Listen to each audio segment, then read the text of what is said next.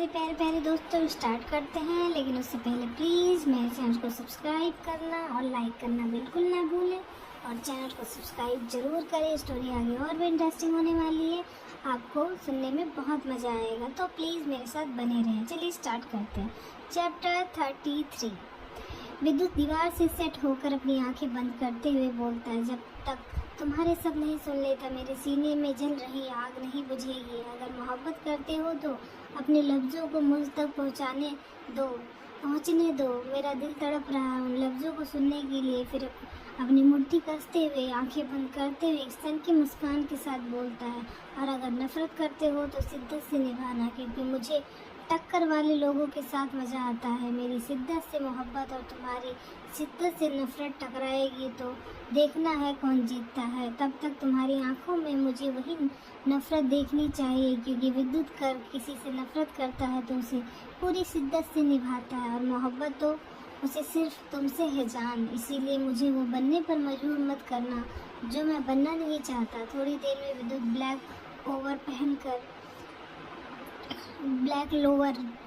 Lower पहनकर washroom से बाहर आता है। उसकी नज़र हर्षित पर जाती है, जो किसी खरगोश के बच्चे की तरह कारपेट पर सिकुड़ कर सोए हुए था।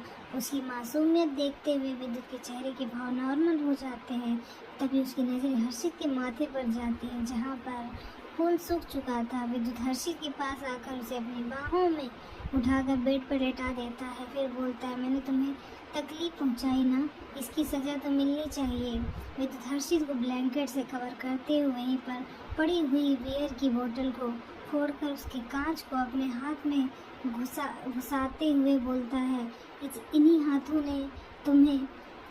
हाथों से मैंने तुम्हें तकलीफ पहुंचाई ना, इन्हें भी तकलीफ मिलनी चाहिए ना। आखिर इन्होंने मेरी जान को तकलीफ पहुंचाने की कोशिश की है। विद्युत बिल्कुल सनकी की तरह बिहेव कर रहा था।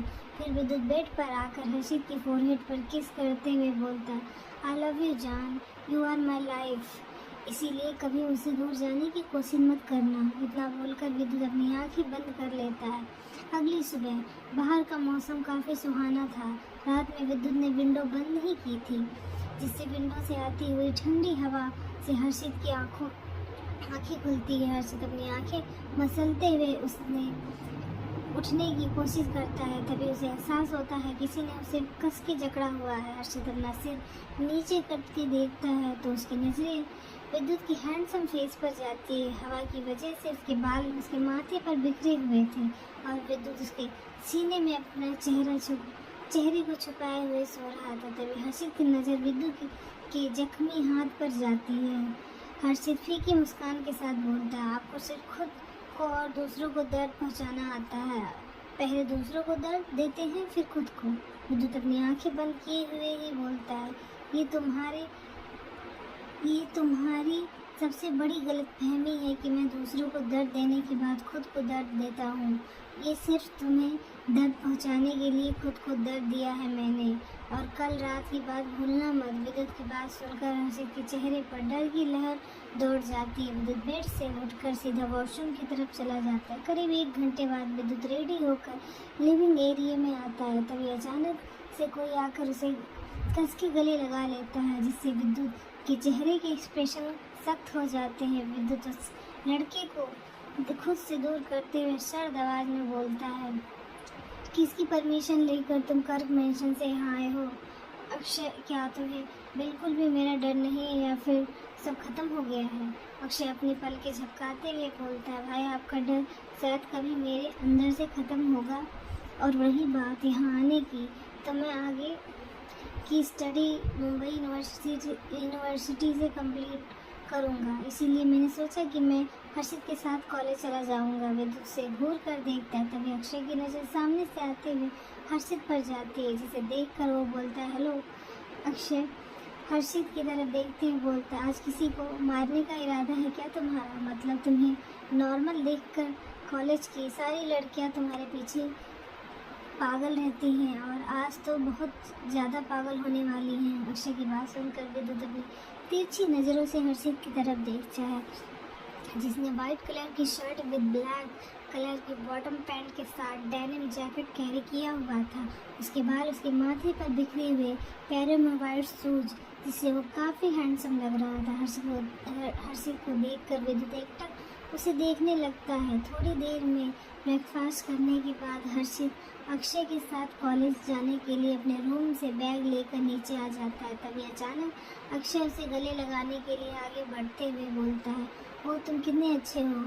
हर्षित के गले लगाने से पहले ही विद्युत हर्षित को अपने पीछे कर लेता है, जिससे अक्षय के हाथ हवा में ही रह जाते हैं। वही ईशान निराशा से अपनी गर्दन हिला देता है। विद्युत अक्षय को घूरते हुए बोलता है, दूर रहो इससे। अक्षय मुंह बनाते हुए बोलता है, पर भाई वो मेरा तुमने सुना नहीं, शायद मैंने क्या कहा। विद्युत की सर्द आवाज़ सुनकर अक्षय जल्दी से अपना सर हाँ में हिलाते हुए बोलता है, जी भाई मैं समझ गया, मुझे तुमसे यही उम्मीद थी। इतना बोलकर विद्युत एक नज़र हर्षित को देखने के बाद तेज कदमों से विला के बाहर चला जाता है। तो हर्षित अक्षय कॉलेज के लिए निकल जाते हैं। मुंबई यूनिवर्सिटी। हर्षित जैसे ही कार से उतरता है उसकी नज़र कॉलेज के बाहर खड़े हुए वेद पर जाती है, जो उसी का वेट कर रहा था। हर्षित जल्दी से जाकर वेद को गले लगा लेता है। कितना लेट करते हो तुम आने में हर्षित, क्लास का वक्त हो रहा है। हर्षित वेद से अलग होते हुए बोलता है, नेक्स्ट टाइम ऐसा नहीं होगा। अच्छा बताओ तुमने नोट्स तैयार कर दिए हैं। वेद अपना सिर हिला देता है, तुम जाओ मुझे कुछ काम है। हर्षित की बात पर वेद कुछ बोलता है, उससे पहले ही अक्षय उसके हाथ को पकड़ कर बोलता है, वो आ जाएगा, चलो हम एक ही क्लास में हैं, क्लास का वक्त हो रहा है। इतना कहकर अक्षय वेद के हाथ को पकड़कर उसे खींचते हुए क्लास की तरफ ले जाता है। वहीं वेद हैरानी से अक्षय की तरफ देख रहा था। अक्षय गेट पर खड़ा हुआ था। तभी एक शख्स जिसने ब्लैक कपड़े पहने हुए थे वो हर्षित के पास आकर बोलता है, सर आपने जैसा कहा था मैंने पेपर रेडी करवा दिए, आप इस साइन करवा कर कोर्ट में सबमिट करवा दीजिएगा। हर्षित उस पेपर को एक नज़र देखने के बाद वापस कॉलेज के अंदर चला जाता है। वहीं कोई था जो ये सब देख रहा था। रात का वक्त कर गया। हर्षित शावर लेकर बाहर आता है। उसने इस वक्त वाइट कलर का टावल लपेटा हुआ था और दूसरे टावल से वो अपने बालों को पोंछ रहा था। उसके बालों से पानी की बूंदें टपकती हुई उसकी गर्दन को छू रही थी। शावर लेने की वजह से उसके गाल लाल हो गए थे। वहीं किसी की निगाहें लगातार उसी पर टिकी हुई थी। विद्युत जो अभी जस्ट ऑफिस से आया हुआ था वो अपने ओवरकोट को निकाल कर बेड पर फेंकते हुए अपनी स्लीव को फोल्ड करते हुए सिर घुमाता है तो उसकी नज़रें हर्षित पर थम जाती हैं। जान तुम हर बार मेरे सामने ऐसे ही आते हो, क्या इरादा है तुम्हारा। विद्युत की आवाज़ जैसे ही हर्षित के कानों में जाती है वो अपनी जगह पर फ्रीज हो जाता है। हर्षित जल्दी से जाकर शावर का वॉशरूम का दरवाज़ा लॉक करते हुए बोलता है, आप रूम में नॉक करके नहीं आ सकते।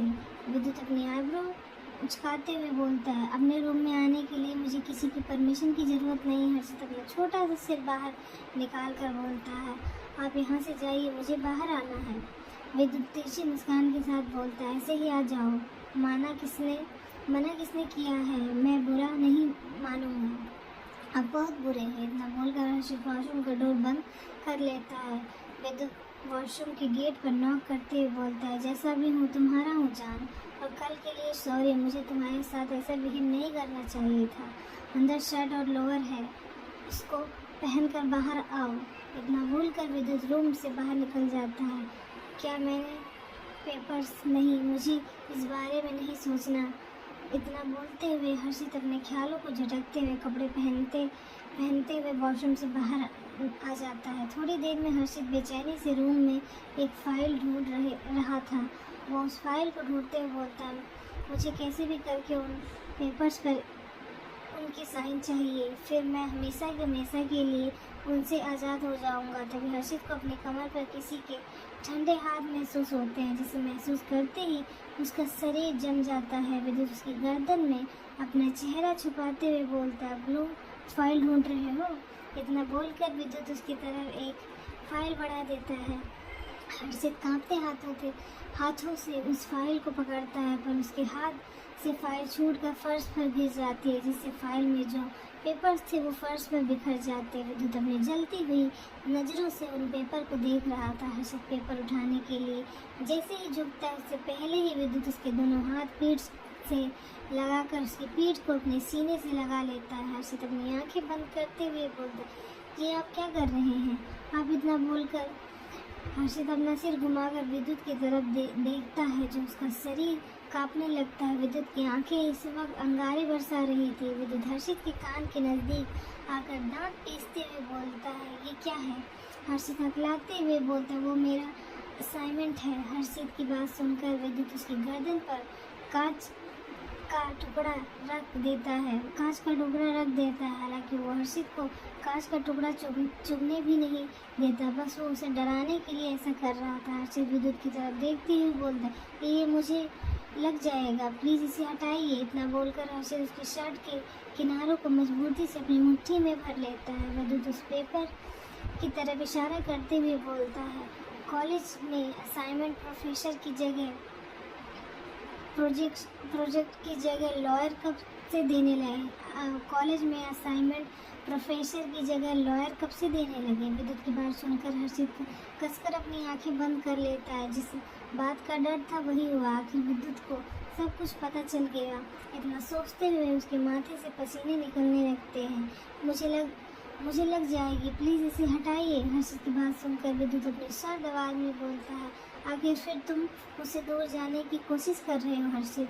क्या तुम्हें मेरा शांत रहना पसंद नहीं, जो तुम तबाही लाना चाहते हो? हर्षित डरते हुए बोलता, आप मुझे डरा रहे हैं। इतना बोलकर हर्षित की आंखों से आंसू का एक कतरा लुढ़क कर उसके गालों पर आ जाता है। विद्युत कांच को हर्षित की गर्दन पर हल्का सा सावधानी से प्रेस करते हुए सर्द आवाज़ में बोलता है, क्या करूं बताओ तुम?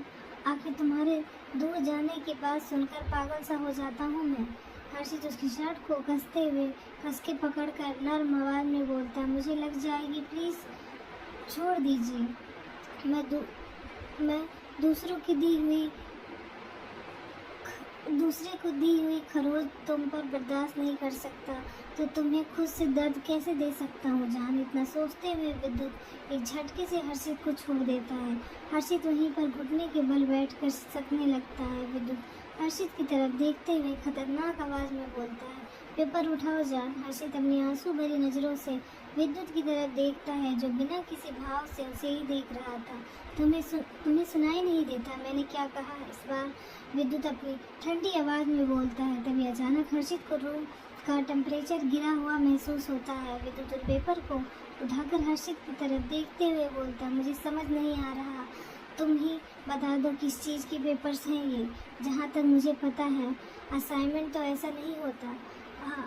डाइवोर्स पेपर है। हर्षित की बात सुनकर विद्युत की मुट्ठी मजबूती से कस जाती है। उसका सब जवाब दे रहा था, छोड़िए मुझे दर्द हो रहा है। हर्षित विद्युत का हाथ अपनी गर्दन से हटाने की कोशिश करते हुए बोलता है। विद्युत हर्षित को अपने बेहद नज़दीक खींचकर दांत पीसते हुए बोलता है, तुमसे कई गुना ज़्यादा दर्द मैं बर्दाश्त कर रहा हूँ इस वक्त। तो गाइस ये चैप्टर ख़त्म करते हैं यहीं पे। नेक्स्ट चैप्टर के लिए कल मिलते हैं। Bye bye. स्टोरी ज़रूर सुनिएगा और मेरे चैनल को ज़रूर सब्सक्राइब करिएगा।